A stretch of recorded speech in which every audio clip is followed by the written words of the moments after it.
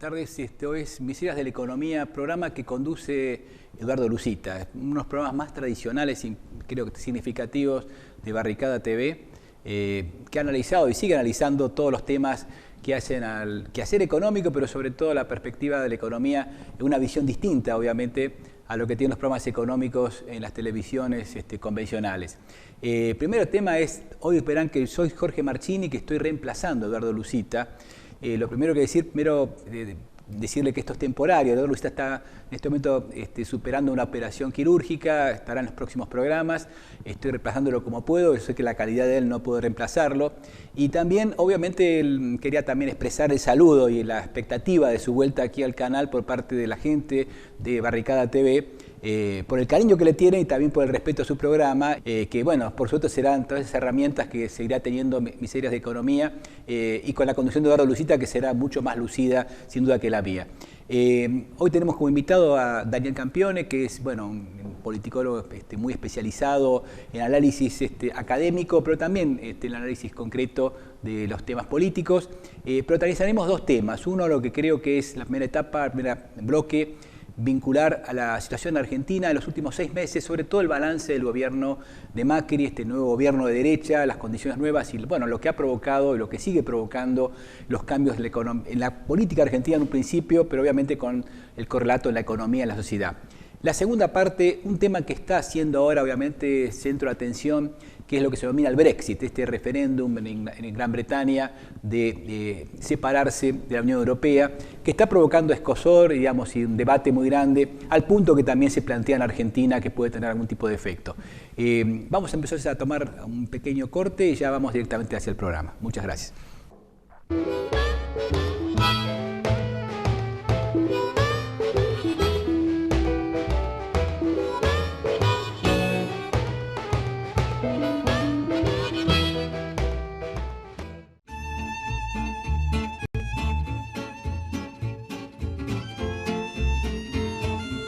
Muchas cosas que nos arrima hacerla hoy en día, tener una justicia social acá adentro, ¿sí? Por ejemplo, acá la de Sisaco ni agua potable nos da, hoy la tenemos nosotros, la compramos. Muchas cosas, la ropa, por ejemplo, tenemos la ropa de primera, botines, que la compramos nosotros con nuestro trabajo. Entonces hemos conseguido muchísimas cosas con una fábrica antes privada que facturaba 17 millones de dólares por año. A veces nosotros teníamos que hacer paro para que nos den la ropa. Así que cambió muchísimas esas cosas y la manera de trabajar.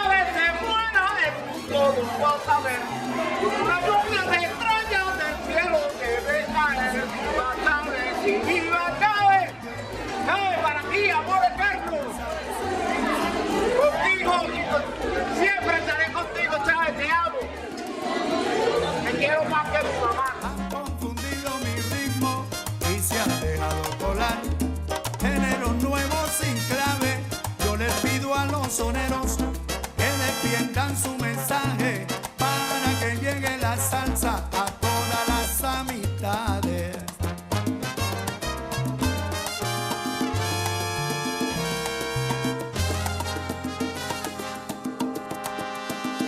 Con el cuento tropical han confundido mi ritmo y se han...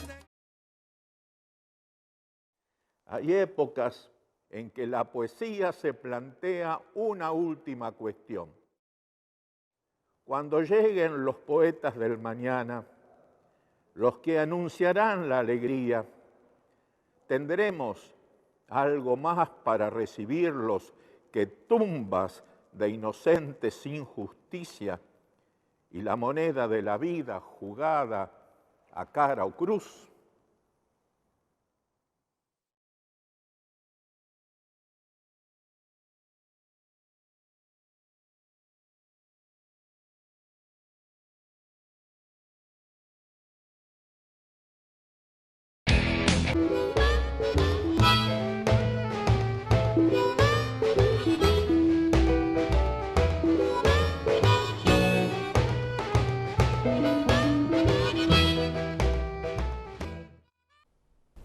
Estamos entonces, tal lo prometido. Quería primero presentar a los invitados.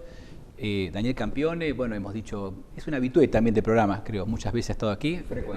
Eduardo, debo decir que Eduardo Lucita me dijo especialmente, si el primer programa, invítalo a Campione, que es alguien que tiene buena salida, pero tiene mucha solidez, lo cual me alegra mucho que esté y muchas gracias por estar acá.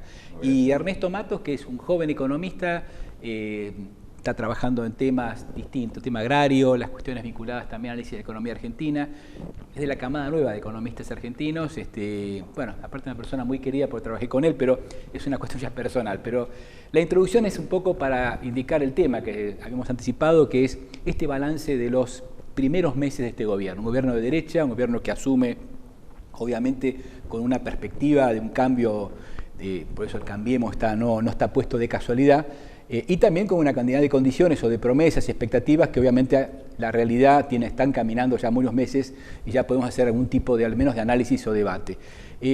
Para comenzar esta idea, un poco la idea para introducir es tener un pequeño video que vamos a mostrar ahora de un discurso de Macri justamente hablándonos de los primeros meses de gobierno. Yo estoy relativamente conforme con lo que hemos podido hacer en tan solo 6 meses. Pienso que claramente la inflación está bajando, que fue mi compromiso. Hay un sector minoritario que intenta obstaculizar, que intenta generar miedo, pero yo le pedí a los argentinos que no los escuchen, que no les crean, que vamos por el camino correcto y dejar atrás a aquellos que han interpretado la política como una política de saqueo, de beneficio propio y que realmente ha intoxicado y mucho. Venezuela la veo mal, estoy muy preocupado, reitero que no se puede aceptar semejante nivel de violación de los derechos humanos en nuestra región. Tenemos que estar todos solidarios con el pueblo venezolano. Este momento está viviendo el pueblo venezolano solamente sale si hay elecciones este año para que el pueblo venezolano pueda elegir nuevamente quién conduce en su país. Hay varias áreas de cooperación posible. Creo que, bueno, lo bueno es que hay una enorme afinidad entre el gobierno argentino y el gobierno colombiano, una enorme afinidad entre argentinos y colombianos, y esperamos que eso se traduzca en mejores empleos, mejores oportunidades para ambos países. Daniel Campione, bueno, estamos aquí viendo este tema de la presentación de Macri tan optimista respecto a sus primeros meses de gestión. ¿Cómo va este gobierno? ¿Es un cambio político argentino? ¿Es una situación, digamos, que está todavía en verse? ¿Cuál es el cuadro que se está armando en este momento con este gobierno de derecha, que es un gobierno, primera vez un gobierno de derecha electo por votos, ¿no? Creo que todavía no se puede hablar de lineamientos definitivos, sino de tendencias, de insinuaciones. Pero si vamos a cómo se conforma el gobierno, hay algo muy interesante, que es esto que algunos han dado en llamar la ceocracia. Es decir, elegir el personal de gobierno dentro de lo que podríamos llamar el núcleo de las clases dominantes, el núcleo del gran capital, tomar no un pacto específico con un sector como podría ser los grandes paraguas de Menem, ¿no?, en los 90, porque ahí está el tema de semejanzas y diferencias con los 90, Menem con el plan Bungeborn inicialmente y después de una transición bastante desafortunada, la Fundación Mediterránea, que significaba arco del capitalismo del interior del país, y bueno, Cavallo como el gran tecnoburócrata que dirige.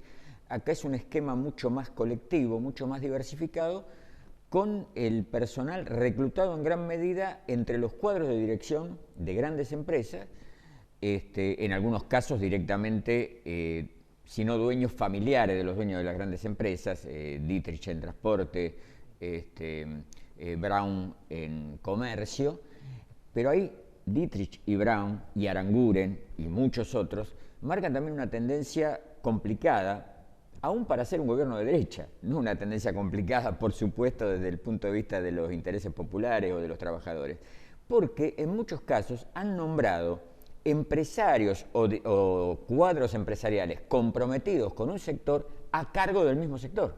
Y eso crea problemas enormes a la hora de la credibilidad y la legitimación. ¿Cómo se puede sustentar la legitimidad, a mediano plazo, digo, ¿no?, de los grandes aumentos de las tarifas, cuando en gran medida esos aumentos de las tarifas han sido dispuestas por directivos de las empresas que viven de las tarifas? Aranguren, ministro de Energía, siendo dirigente de Shell, es un, digamos, si lo tomara Gramsci, diría, es un economicismo brutal, incompatible con un dominio burgués inteligente y con capacidad de construcción de hegemonía. Hay un caso que se difundió poco, pero que me parece muy sintomático, que es el caso de Aerolíneas. En Aerolíneas la nombran a Isela Costantini, que es un CEO, un cuadro empresarial, pero de otro rubro distinto, a la automotriz. Pero ¿a quién le ponen de supervisor, de controlador? A Lopetegui, que hizo buena parte de su carrera en LAN, el competidor por excelencia de Aerolíneas en el mercado de cabotaje y en el mercado de cabotaje 100%, en el internacional también. Bueno, ¿qué pasó? Chocaron, porque probablemente a la señora Costantini le interese hacer una gestión lucida en Aerolíneas y no liquidar la empresa. Lopetegui iba directo a la liquidación. ¿Se acuerdan que allá por febrero o por marzo se suprimían la mayor parte de los destinos internacionales, se reducían destinos nacionales, etcétera? Y aparentemente la señora Costantini le planteó, no, pero esto implica echar a 1000 y pico de personas por lo menos, nos crea una situación de conflicto. Bueno, terminaron apartándolo a Lopetegui y poniéndolo a Quintana. Pero bueno, son problemas, es un ejemplo de los problemas graves que genera poner, como diría el refrán, a los zorros al cuidado del gallinero, ¿no? Ahora, yendo a esto de si se puede hacer, se puede marcar tendencias definitivas o solo se insinúa una tendencia, están absolutamente a tiempo de corregir este rumbo y de construir políticas más eficaces a la hora de legitimar un devenir económico, social y político claramente insertado, claramente vinculado y subordinado a los intereses del gran capital, que creo, esa sí es una tendencia, me parece definitiva, que este es un gobierno. De ser de derecha me parece que está bien, pero es un poco demasiado genérico. Es un gobierno del núcleo del gran capital local y transnacional. Su punto de referencia es eso. Ellos lo traducen en el lenguaje eufemístico que tienen a gobierno pro mercado, pro negocios, la reinserción en el mundo, dejar de estar aislados, dar un vuelco a la política exterior, buscar otros mecanismos de integración. Es todo un repertorio de decisiones de política nacional, internacional y sobre todo de política económica que creo que todo él apunta en la misma dirección. Ahora, dentro de la misma dirección, el ritmo y las modalidades con que se hagan las cosas y los mecanismos de legitimación que se traten de construir pueden ser todavía bastante diferentes a lo que se está insinuando, bastante lineal, bastante poco verosímil en términos de presentarse como se debe presentar cualquier gobierno de las clases dominantes y sobre todo en una democracia parlamentaria, como que está sirviendo a los intereses generales, al bien común, o sea, hacer pasar frente al conjunto de la población el bien de la minoría que conforma la clase dominante como el bien de la mayoría o del total de la sociedad. Eso me parece que es todavía una asignatura pendiente para el macrismo, y va a ser objeto de debates y seguramente de ensayos y errores entre ellos mismos, ¿no? Porque ahí hay otro tema de Gramsci, no hay que olvidarse que los errores de cálculo y las divergencias tácticas también existen al interior del gran capital, al interior de la clase dominante, ¿no? Matos, ¿por qué dura tanto esta idea de, obviamente, herencia recibida y los resultados económicos quizá no son los prometidos o esperados, por lo menos, al menos anunciados o esperados por muchos que lo que votaron? ¿Qué es lo que hace que este gobierno, cuál es la fuerza o las debilidades y las condiciones que están dando estos meses con respecto a la economía y sobre todo, obviamente, el efecto que tiene en la mayoría de la población? Sí, no, acá me parece que hay que plantearlo y empezar a discutir el tema de la derecha, ¿no? Tal vez esta es una derecha más banal, un poquito con un concepto donde la política no es el eje central, sino ir por el lado de una cuestión de buena onda, ¿no?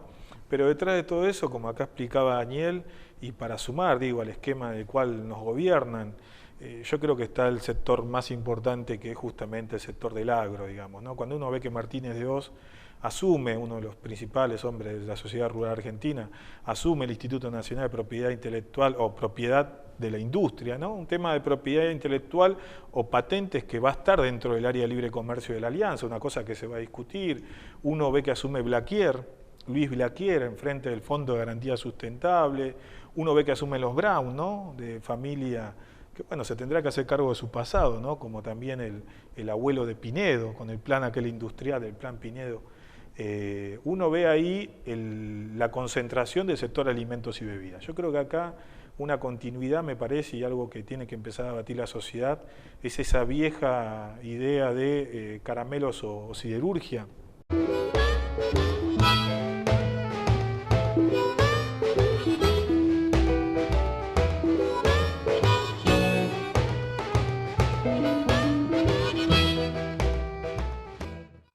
Tuvimos un pequeño interrupción técnica, pero seguimos con la pregunta que estábamos con Ernesto Matos respecto a la estación nueva. Me hablaba recién respecto al tema de la caída de, el aumento de importaciones y obviamente la desindustrialización en marcha que está, digamos, planteando en este momento, ¿no? Sí, acá hay una suerte de, bueno, para ingresar al área de libre comercio, como es la Alianza del Pacífico, que la semana que viene se va a juntar Macri como país observador, la base es que no haya industria, y la otra es que el salario del trabajador converja al promedio latinoamericano. Esas creo que son las dos bases para ingresar a estas áreas de libre comercio que están organizadas desde Estados Unidos en el discurso ante la Unión que diera Obama en enero del 2016, este año, donde deja planteado que el esquema a futuro no es intervenciones militares, sino un esquema de libre comercio, porque no quieren ver más muertos llegar en ataúdes con la bandera norteamericana.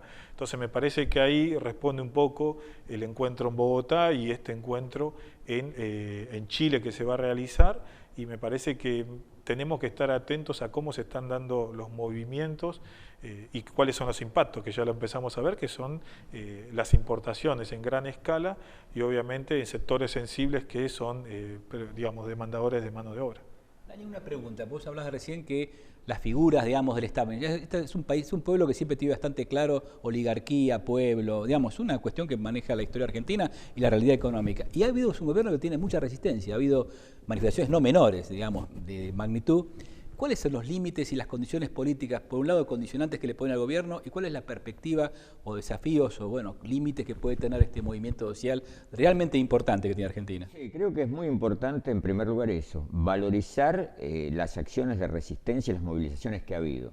No siempre está claro en quienes son oposición al gobierno de Macri. A veces se subestima, hay un poco de impaciencia, de ansiedad, y hay que tener en cuenta que antes de la Navidad de 2015, con el gobierno recién asumido, fue la primera movilización estatal en contra de los despidos que todavía no se habían realizado, pero que ya se insinuaban. Y ha habido una serie de movilizaciones importantes con un vértice llamativo, que fue la movilización del 29 de abril, en vísperas del 1 de mayo. Pero esa movilización me parece que fue indicativa de los alcances y de los límites. Un ejemplo, después de camioneros, quizá el gremio que más movilizó fue la Unión Personal Civil de la Nación, uno de los sindicatos más burocráticos y entregadores que puedan existir. Sin embargo, Andrés Rodríguez demostró que puede movilizar a decenas de miles de trabajadores si decide poner toda la carne en el asador. Y ahí está la cosa. Los sectores combativos, clasistas, de izquierda, como lo querramos llamar, hace 50 años que están velando a la llamada burocracia sindical. Y ahí demostró que no existe solo por coerción, estatutos tramposos, banca del Ministerio de Trabajo, etcétera, etcétera, que todo eso existe, sino que también pueden, y no solo camioneros, que ya lo sabíamos, sino sindicatos vistos como más burocratizados y más conciliadores, pueden movilizar. Pero yo creo que hay de todas maneras una perspectiva muy importante las movilizaciones son continuas. En la tradición argentina se organizan y se mueven los sectores más dispares y hasta imprevisibles. Hace ya muchos años decíamos con un veterano sociólogo que no sabíamos si eran tantos los países donde podía llegar a haber una huelga de kiosqueros. Bueno, en Argentina hubo varias y probablemente la vuelva a haber. Y creo que eso se está ratificando. Incluso las reacciones claras e inmediatas frente a ciertas movidas del gobierno. Por ejemplo, el famoso protocolo. Prácticamente al momento hubo total decisión y claridad en seguir cortando calles con 20 personas si era necesario, que es lo que siempre condenó incluso el sentido común, no ya la derecha, son 4 gatos y cortan. Bueno, seguir cortando con 4 gatos si no hay más para cortar. Y además el continuo resurgir de reagrupamientos y de nuevas organizaciones. Si uno recorre cualquier movilización más o menos considerable, más o menos numerosa, por más informado que trate de estar, descubre 5, 10, 15 agrupaciones de las cuales no tenía la menor noticia y cada una tiene a lo mejor cientos de personas detrás. Eso es una riqueza que marca una gran potencialidad. Ahora, como vos decías, hay que ver también los límites, los retrasos, como lo querramos llamar. Me parece que el discurso del gobierno en orden a que el problema mayor de Argentina actual son las consecuencias de haber estado sometidos a una cleptocracia, palabra clásica y rebuscada que les encanta, durante una docena de años, creo que ha calado bastante hondo, inclusive en sectores populares. Eso tuvo que ver ya con la elección de Macri, con el triunfo de Macri, sobre todo con la gran votación en la segunda vuelta, y tiene que ver con que todavía haya cierto crédito extendido pese a medidas tan deleterias como los desmesurados aumentos de las tarifas o cuestiones gravísimas, pero que pasan más fácilmente inadvertidas porque no se proyectan en un deterioro claro del poder adquisitivo de las condiciones de vida, como puede ser esta última ley todavía en debate, o proyecto de ley sobre el blanqueo y el tema previsional, que se cierne claramente la amenaza a mediano y no tan mediano plazo de una reprivatización del sistema jubilatorio. Ahí hay una conquista importantísima, o una reconquista, porque fue en gran medida la vuelta al tradicional sistema de solidario y de reparto, que está amenazada. Bueno, nos equivocaríamos mucho si pensáramos que hay una extendida comprensión de esa problemática. Hay todavía un crédito, hay todavía mucho votante de Macri que se aferra a que no se equivocó o tanto no se equivocó. Esa es una reacción humana y lógica, pero bueno, sigue teniendo virtualidad y sigue proyectando sus efectos. Bueno, muchas gracias. Vamos a un corte ahora y seguimos con otro tema, un tema internacional como es la excusa del segundo semestre, que no funciona la economía argentina, que es el Brexit, este tema de Gran Bretaña. ¿Cuál es el efecto que tiene? Sobre todo veamos un poquito el efecto político y vamos a también traer este tema a la realidad argentina en la medida que podamos. Así que vamos a un corte y seguimos.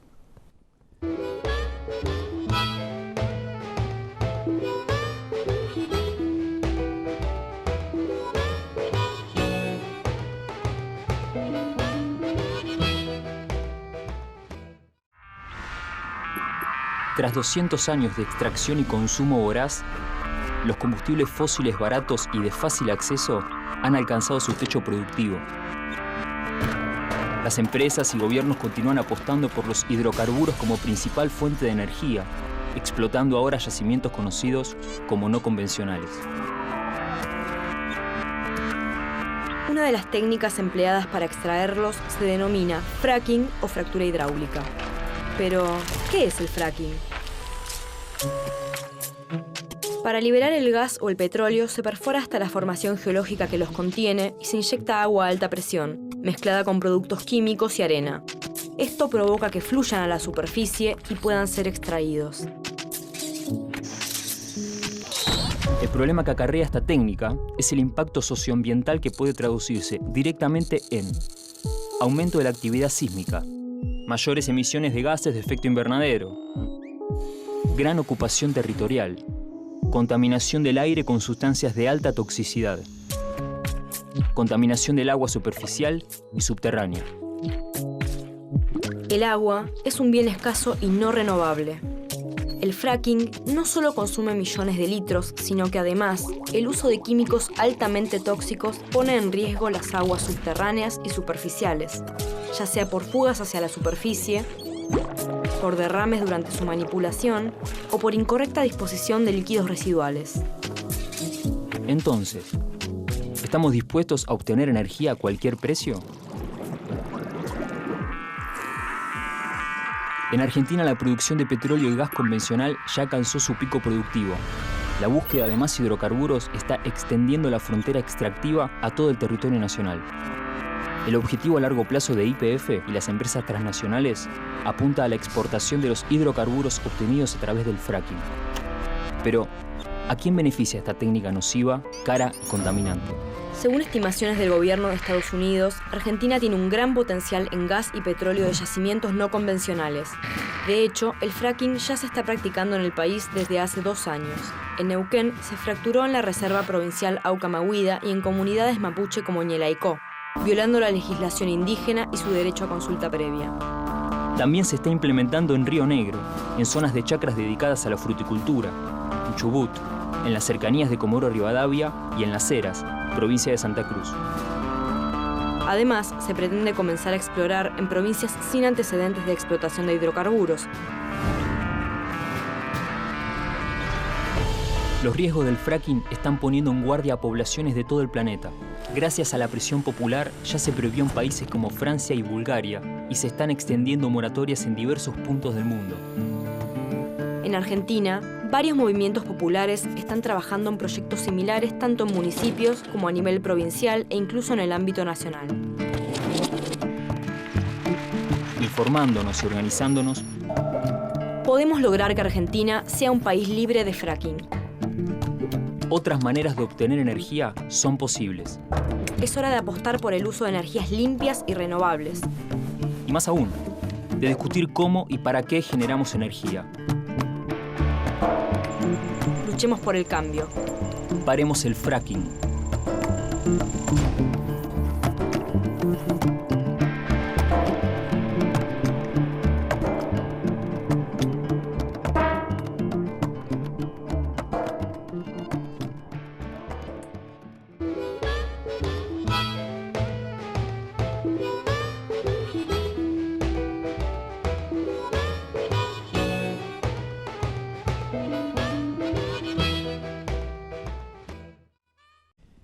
La sorpresa de estos días ha sido obviamente el resultado del referéndum para retirarse de la Unión Europea por parte de Gran Bretaña. Es un tema que tiene que ver con un modelo mundial, digamos, el cambio de la Unión Europea, que ha sido siempre referencia también para América Latina como modelo de integración, y también un golpe a la globalización. Entonces, ¿cuál es el significado, Ernesto, respecto a este Brexit que todo el mundo habla y no sabemos bien qué es lo que va a tener como consecuencia? Sí, hay como una explicación por el lado de los commodities, ¿no? Y el tipo de cambio, pero me parece que hay que abordarlo desde 2 puntos centrales, ¿no? Uno es el descubrimiento de petróleo en Malvinas, que lo confirmaron las empresas inglesas hace un par de semanas atrás, y el otro es lo extraño de haber impuesto una política de recorte en toda la Unión Europea del presupuesto 2014-2019, que era la política de Inglaterra, por eso vino reduciendo su déficit fiscal del 10% en 2009 al creo que ya 5% en 2015, una reducción que implicó para la zona europea que no va a contar con 217.000 millones de euros y particularmente falta de inversión en infraestructura que va a ser de 17.000 millones de euros también. O sea, en un contexto de crisis, Estados Unidos te baja la tasa de interés y trata de salir para adelante, acá te bajaron la tasa de interés pero te hace un recorte del gasto social también y de infraestructura. Eso me parece como extraño a la hora de salirse de acá. Entonces, en ese esquema Inglaterra, uno pensando, ¿no? Estados Unidos hace guerras, intervenciones por energía barata, hoy Inglaterra tiene energía barata si esto continúa y se descubren las otras 3 cuencas que hay potencialmente, que a Malvinas convertirían en una Arabia Saudita, digamos, ¿no? Esto le permitiría una autonomía económica y el otro carácter es que tiene un presupuesto militar de 57.000 millones de dólares, el doble que Brasil, y obviamente esto nos hace pensar en ese esquema, ¿no? OTAN y obviamente estos dos, Londres y Wall Street, son las dos plazas financieras que nos votaron en contra en la ONU en la reestructuración de deuda soberana, digamos, ¿no? Acá hay intereses financieros y militares y obviamente para buscar energía barata. Digamos, a esto agreguemos el esquema de África, ¿no? Donde está Shell, la British Petroleum también, pero uno pone a pensarse, ¿no? Mientras ellos buscan energía barata, este gobierno de acá te aumenta las tarifas y a los sectores que más pega son a las cooperativas, a las empresas recuperadas que, vinculadas al mercado interno, lograron una incipiente industrialización. Me parece que un poco responde a todo esto la tarea que tiene Macri acá, ¿no? Lograr desarticular la industria, dejar servido en un esquema de libre comercio a las dos principales potencias, que son Inglaterra, con esta salida, y a Estados Unidos. ¿Cómo votó Daniel, la gente de Inglaterra? Porque uno de los mitos que siempre sucede es que los medios de comunicación manejan todo. Y creo que fue una sorpresa enorme para Europa, por supuesto, pero también a un sector importante del establishment político y económico de Gran Bretaña este resultado. ¿Qué es lo que está pasando? ¿Hay un mensaje abajo que no entendemos o un movimiento tectónico, que estamos viendo ahora que no podemos comprender?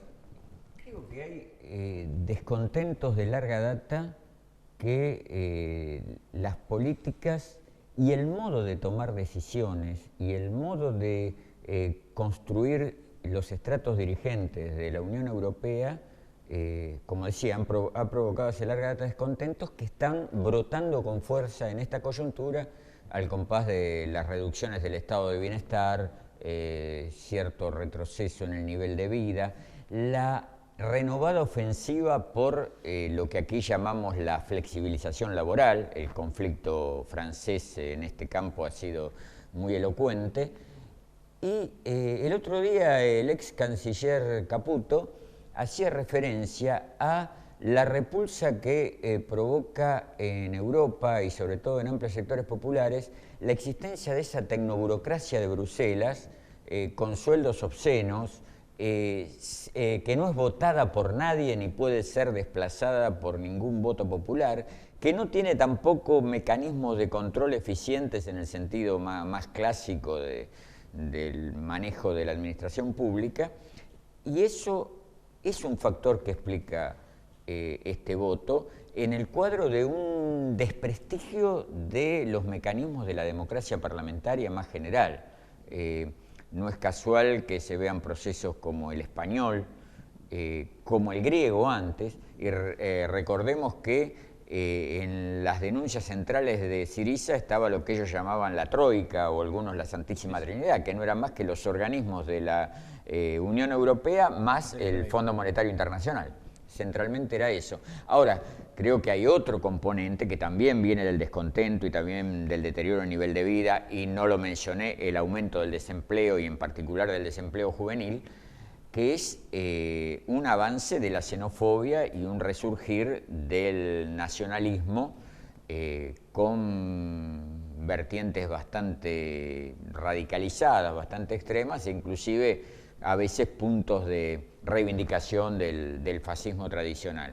Esto creo que ha sido un factor muy fuerte y hay que tomar muy en cuenta que en Europa occidental en general y en Gran Bretaña muy en particular ha habido una amplia inmigración intracomunitaria. No es casual que se esté hablando en estos días de acciones discriminatorias y de ataques directos contra los inmigrantes polacos, es decir, trabajadores básicamente adentro de Europa y de adentro de la Unión Europea.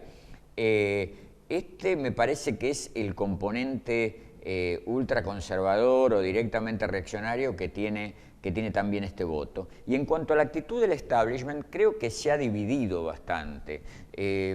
No en vano, uno de los principales dirigentes del Partido Conservador, el exalcalde Boris Johnson, que es un hombre de Eton y de Oxford, es decir, del núcleo máximo de lo que es la clase dominante inglesa, con resabios aristocráticos incluidos, y él, no siendo un euroescéptico tradicional, euroescépticos llaman los ingleses a los reticentes a toda la unidad europea, no siendo un euroescéptico tradicional, se volcó de modo oportunista, al menos de eso lo acusan, a la campaña por el Brexit, y logró encabezarla, dejando al parecer muy atrás en la resonancia pública y en el protagonismo a Parade, que es el dirigente del partido nacionalista, antieuropeo, de derecha, que tuvo siempre esas posiciones. Eso nos habla de una división del establishment, que aparte en Gran Bretaña se cruza con las divisiones regionales. Gales votó a favor del Brexit, pero Escocia e Irlanda del Norte estuvieron claramente por la permanencia en la Unión Europea. Y aparte ha habido, digamos, diferencias y cruces de localidad a localidad, o de ciudad a ciudad, dándose incluso la paradoja que Londres, que es la mayor receptora de inmigración, tanto oriental, pakistaní y de otras naciones como intracomunitaria, votó por la permanencia. En una paradoja que suele darse, los más preocupados por los efectos de la inmigración son los que menos la experimentan. En pueblos rurales con escasa presencia inmigratoria hubo un claro pronunciamiento por la salida. Ahora, con respecto a lo que vos decías de los medios de comunicación, creo que ahí hay que tomar una lección mucho más general que la de este caso puntual, que es que con la crítica y la denuncia de los medios de comunicación se genera un fenómeno que es creer que hemos adquirido la sabiduría a bajo precio. Hace unas décadas esa sabiduría a bajo precio era sonreír de modo socarrón y decir algo así como todo es un negocio y todos bailan por sus intereses económicos concretos, y pensar que eso explicaba el mundo. Y eso es deficiente, sesgado y en el fondo muy equivocado si se quiere explicar todo desde ahí, del impulso de avaricia y de codicia como único móvil. Hace ya décadas que todo se atribuye a los medios de comunicación y se minusvaloran, se menosprecian otros factores de conformación de la ideología y de la cultura que son muy importantes, que no tienen la presencia rutilante, abrumadora de los medios de comunicación, más las redes sociales, más todo lo que ya sabemos. Pero sigue estando el papel del aparato educativo, en algunos países siguen teniendo un papel importante la Iglesia. En Gran Bretaña juegan mucho tradiciones nacionales, algunas inmemoriales. Hay en Gran Bretaña, me parece, una crisis de un componente ideológico muy tradicional de los ingleses y de las otras naciones, y que justamente su cuestionamiento no viene de los medios de comunicación, que es el abandono de lo que algunos politólogos llamaban la deferencia. Es decir, la idea muy extendida en la población británica de que quienes estaban en el poder, empezando por la monarquía, siguiendo por la jefatura de la Iglesia anglicana y por supuesto continuando con lo que queda de la aristocracia y con la gran burguesía, estaban ahí porque realmente eran los únicos que saben, los que gobiernan Gran Bretaña desde hace centenares de años, y ese era el punto de partida para la construcción nacional inglesa y para Inglaterra como imperio, como gran potencia, etc. Creo que eso está bastante deshilachado y a tientas, equivocándose, apoyando a la extrema derecha o como sea, sectores amplios de la población británica están yendo como tendencia hasta instintiva, si se me permite el término, contra ese establishment tan afincado, tan tradicional, tan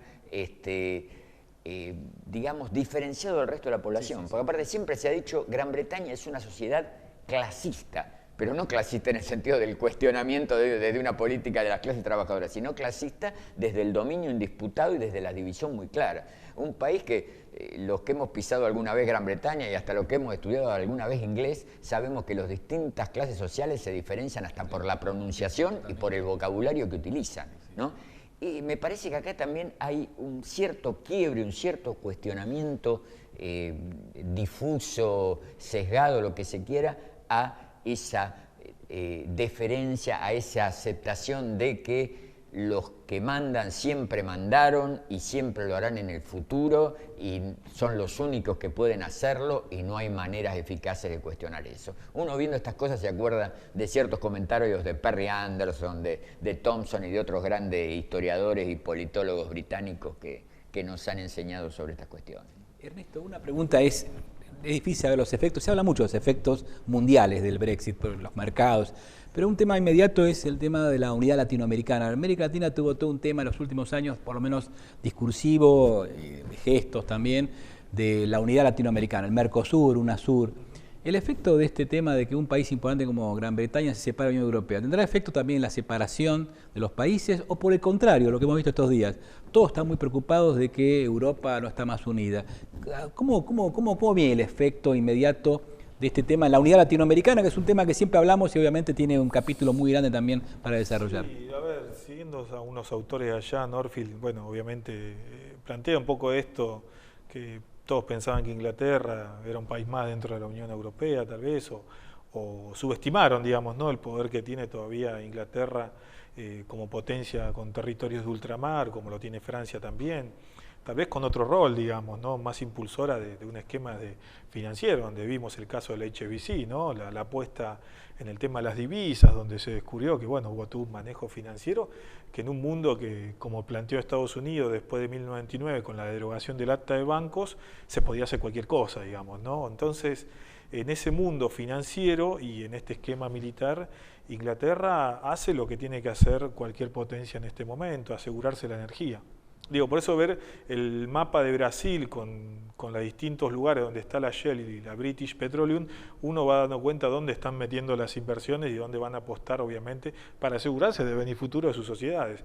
Y en ese esquema, obviamente, el espacio de la CELAC, el espacio de la UNASUR, el espacio del BRICS, ¿no?, que era una conexión más eje de Suramérica con China y Rusia como otro eje, era un escollo, digamos, ¿no?, porque obviamente UNASUR siempre se pronunció a favor del tema de Malvinas y obviamente continuar la diplomacia por el diálogo y el debate sobre ese tema, y esto pareciera que está fuera de la agenda, pero me parece que es uno de los temas que va a afectar a la región, porque la idea, pensémoslo así, ¿no?, si en un país no hay industria mínimamente, ¿no?, para hacer un tornillo, ¿qué se puede fabricar? ¿Qué se puede defender? Nada, digamos, ¿no? Es un país territorio donde, como decimos, ¿no?, la Patagonia libre, total, no hay población. Entonces me parece que ahí hay que tener en cuenta que la idea de unidad del continente suramericano era necesaria, había que empezar a discutir un ejército continental, como en algún momento se pensó. En Argentina no se pudo discutir el tema de ejército y pueblo, que lo planteaba Arturo Jauretche ya hace tiempo atrás, y hubo como, obviamente, avanzadas sobre esos temas que quedaron débiles, digamos, ¿no?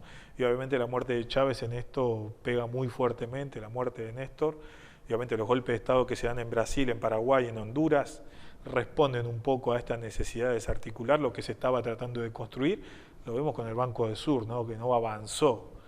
Entonces me parece que ahí quedó trunco un proyecto ahora, donde lo que estamos viendo es que viene la profundización de las áreas de libre comercio, y de lo que está en peligro obviamente es el incipiente entramado industrial que daba empleo, y que, bueno, generará lugares de pobreza donde la mayor demanda de población irá migrando de a poco, y eso generará ruido en otros espacios. Hay que ver después si las grandes migraciones, como acá fue el 2001, llegan a Europa, y hay que ver cómo nos reciben allá, digamos, ¿no? Bueno, estamos tirando el programa. Le agradezco mucho las presencias de Daniel y Ernesto, muchísimas presencias de ustedes. Van a volver con Ernesto, con un mejor conductor que es Eduardo Lucita. Les pido disculpas por la improvisación y que, por supuesto, muchas gracias también a Eduardo, que me ha elegido para reemplazarlo estos días, que lo he hecho como puedo. Le pediré las disculpas correspondientes también. Así que muchas gracias y los estamos en nuestro nuevo programa con ustedes. Gracias.